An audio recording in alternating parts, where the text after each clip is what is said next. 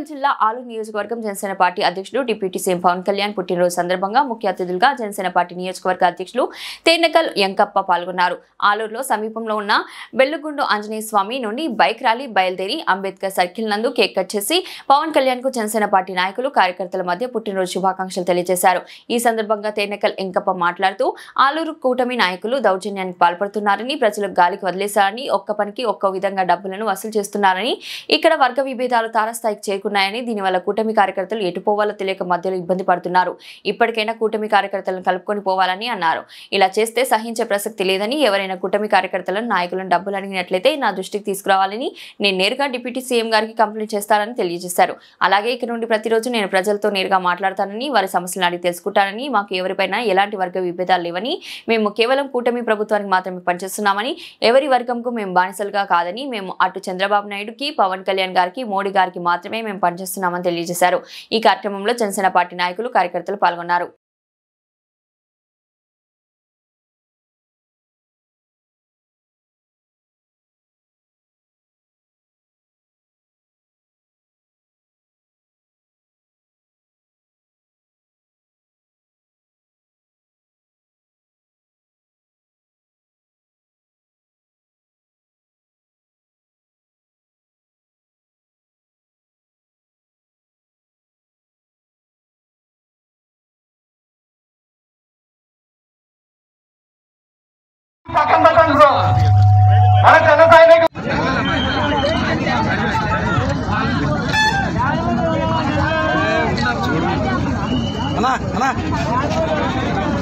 చూడండి ఒకసారి మంచి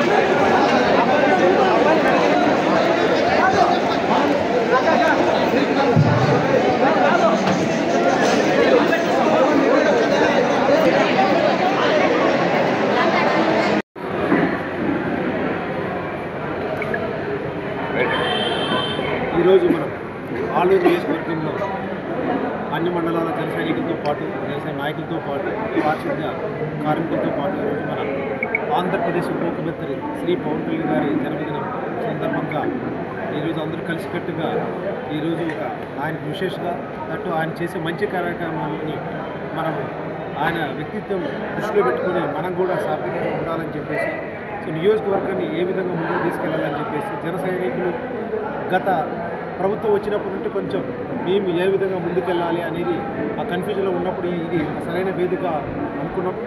అందుకు తగ్గట్టు ఈరోజు భారీ ఎత్తున అన్ని మండలాల నుండి జన సైనికులు వచ్చారు. వచ్చిన తర్వాత మొట్టమొదటిగా ఈరోజు మన పారిశుద్ధ్య కార్యక్రమాలకి అందరికీ ఈరోజు వాళ్ళకి కొంచెం మనం కనీసం ఈరోజు గుర్తు చేసుకుని బట్టలు పెడదామని చెప్పేసి ఆ 42 మంది ఎంతమంది ఉన్న వాళ్ళందరికీ బట్టలు పెట్టి పంపించాలనేది ఒక చిన్న మనకు సత్కారం తప్పిస్తే దాన్ని మళ్ళీ గొప్పగా చెప్పుకోవాల్సిన అవసరం లేదు. దాని గురించి ముఖ్యంగా ఆలూరు నియోజకవర్గంలో ఏ విధంగా ముందుకు వెళ్ళాలని దాని గురించి, ఎందుకంటే ఇక్కడ మా జన సైనికులు కూడా చాలా కన్ఫ్యూజన్ ఉండేది. అందుకని అధిష్టానంతో కూడా మాట్లాడాము.